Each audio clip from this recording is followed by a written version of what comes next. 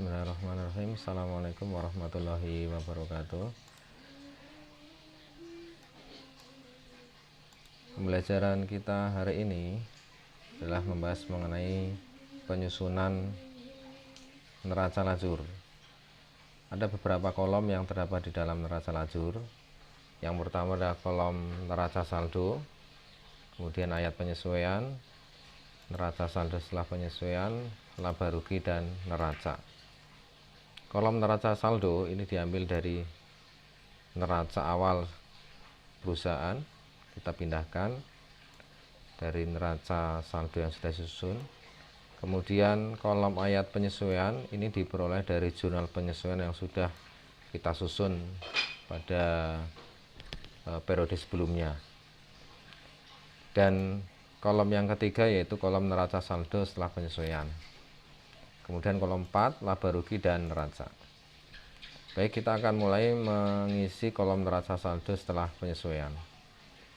Kolom neraca saldo setelah penyesuaian diisi dari neraca saldo yang disesuaikan. Artinya kalau neraca saldo itu tidak mengalami penyesuaian, maka di kolom neraca saldo setelah penyesuaian cukup dipindahkan saja sesuai dengan jumlah nominal dan lokasinya atau posisinya. Jika posisinya di debit, maka kita pindahkan di debit. Itu yang tidak mengalami penyesuaian. Contohnya kas. Kas ini tidak mengalami penyesuaian, maka pengisian di kolom neraca saldo setelah penyesuaian cukup dipindahkan saja. 2.900.000 di debit. Kemudian piutang usaha 3.600.000 di debit. Ya, ini kenapa dipindahkan? Karena tadi akun ini tidak mengalami penyesuaian, di kolom ini kosong. Demikian juga nanti jika ada akun yang hanya isi di ayat penyesuaian saja, maka juga cukup dipindahkan. Nanti ada di bawah ini, di contohnya akun beban perlengkapan. Di sini di neraca saldo tidak ada, adanya hanya di ayat penyesuaian, maka nanti cukup dipindahkan saja sesuai dengan jumlah nominal dan posisinya. Contohnya beban perlengkapan, karena hanya berisi di kolom ayat penyesuaian, maka di sini cukup pindahkan saja 3.500.000 di debit sesuai dengan posisinya. Ini juga sama, beban asuransi 500.000 di debit. Ya, contohnya begitu. Lalu bagaimana dengan akun yang mengalami penyesuaian? Contoh akun perlengkapan.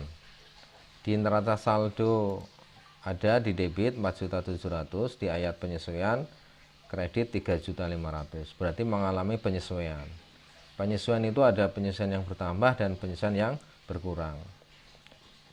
Kalau posisinya sama, debit dengan debit, maka di neraca saldo setelah penyesuaian dijumlahkan nominal itu, lalu hasilnya diletakkan di posisi sesuai dengan neraca saldonya. Jika di neraca saldo debit, maka hasil penjumlahan tadi diletakkan di debit.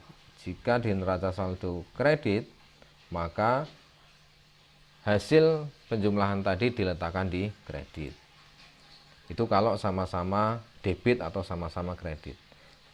Jika posisinya berbeda, misalnya di neraca saldo debit, di kolom penyesuaian kredit, maka perhitungannya adalah dikurangi. Hasilnya diletakkan sesuai dengan neraca saldonya. Demikian juga dengan sebaliknya, jika di neraca saldo kredit, kemudian di ayat penyesuaian itu debit, maka perhitungannya adalah dikurangi. Letakkan hasilnya sesuai dengan posisi di neraca saldo kredit. Contoh, kita langsung ke contoh. Untuk akun perlengkapan, di neraca saldo debit, di ayat penyesuaian kredit, maka perhitungannya harus dikurangi. Hasilnya diletakkan di debit, karena di neraca saldonya juga letaknya di debit.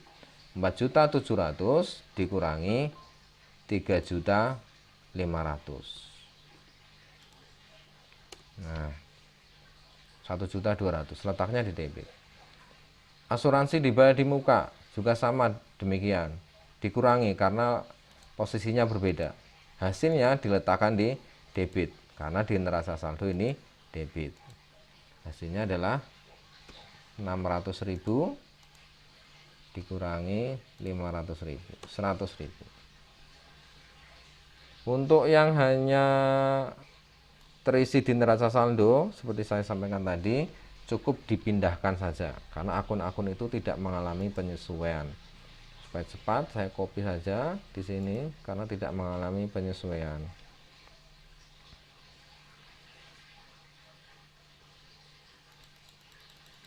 Nah, ini juga. Nah, ini contoh yang penjumlahan. Akun beban gaji di neraca saldo debit, kemudian di ayat penyesuaian debit, maka perhitungannya adalah dijumlahkan. 13.900.000 ditambah 600.000, letakkan hasilnya di debit karena di neraca saldo posisinya juga debit. Ini dikurang beban iklan karena berbeda di neraca saldo debit, kemudian di ayat penyesuaian kredit, maka dikurangi, hasilnya diletakkan sesuai dengan neraca saldonya. Ini ditambah karena posisinya sama, debit dengan debit, letakkan di debit. Beban lain tidak mengalami penyesuaian, cukup pindahkan saja. Kemudian beban pajak, penyesuaiannya sama, debit dengan debit, jadi ditambah. Nah, ini tadi sudah ya. Jumlah debit dan kredit harus seimbang atau balance. Jadi neraca saldonya neraca saldo setelah penyesuaian harus seimbang. 109.705.000 di debit, di kredit juga sama, 109.705.000 di kredit. Nah, demikian cara menyusun neraca saldo setelah penyesuaian. Kemudian kolom berikutnya adalah laba rugi dan neraca. Kedua kolom ini hanya memisahkan kalau akun-akun yang ada di neraca saldo setelah penyesuaian, akun pendapatan dan beban dicatat di laba rugi, kolom laba rugi, sementara akun harta utang dan modal dicatat di neraca. Akun pendapatan dan beban, nomor kode akunnya adalah 4 untuk pendapatan, 5 untuk beban. Sementara untuk neraca, kode akunnya adalah 1, 2, dan 3. Harta, utang, modal. Harta itu 1, utang itu 2, modal itu 3. Jadi cukup kita pindahkan saja. Kita pisah-pisahkan. Bahasa sederhananya kita pisahkan.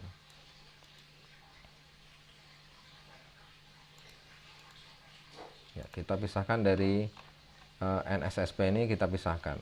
Yang pendapatan dan beban kita masukkan ke laba rugi. Nah, ini pendapatan servis kita masukkan ke laba rugi. Pendapatan komisi juga kita masukkan ke laba rugi. Kemudian beban gaji kita masukkan ke laba rugi. Nah, supaya cepat saya copy saja. Ya, kita pindahkan ke sini. Beban perlengkapan dan asuransi masuk ke laba rugi. Nah, selesai. Jadi kolom laba rugi isinya adalah pendapatan dan beban. Kita jumlahkan debit dan kreditnya. Jumlah debit dan kredit di kolom laba rugi ini biasanya menunjukkan perbedaan, sehingga kita tahu perusahaan itu mengalami laba atau rugi. Jika pendapatannya lebih besar daripada beban, maka mengalami laba. Jika bebannya yang lebih besar, maka perusahaan mengalami kerugian. Pendapatan di kredit, sementara beban di debit. Jadi jika kolom kredit lebih besar daripada debit, maka laba. Sebaliknya, jika debit yang lebih besar daripada kredit, maka rugi. Dalam kasus ini Bengkel Motor Sejati ini lebih besar pendapatannya, di kredit lebih besar daripada debit. Selisihnya 17.835.000, sehingga laba Bengkel Motor Sejati mengalami laba, memperoleh laba. Selisih ini dicatat di bawah jumlah yang sedikit. Nah, 17.835 kita catat di bawah yang sedikit, di bawah 21.845. Jadi ingat, selisihnya ini dicatat di bawah yang sedikit, lalu dijumlahkan kembali sehingga sama hasilnya, 39.680.000. Itu cara mengisi laba rugi. Kemudian neraca, kolom neraca.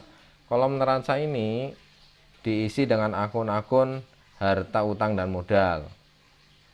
Tadi saya sampaikan harta itu kodenya 1, utang itu 2, modal itu 3. Sumbernya dari mana? Sumbernya dari neraca saldo setelah penyesuaian. Contohnya ini 2 kas, kodenya 1 kita pindahkan. Kemudian piutang, kodenya juga 1, kita pindahkan ke neraca. Kemudian perlengkapan, kodenya 103, kita pindahkan juga ke neraca. Letaknya harus sama. Ya, letaknya harus sama dengan yang ada di NSSP. Kemudian ini saya copy saja supaya cepat. Pindahkan. Saya copy lagi, kita pilih yang kodenya 1, 2, dan 3.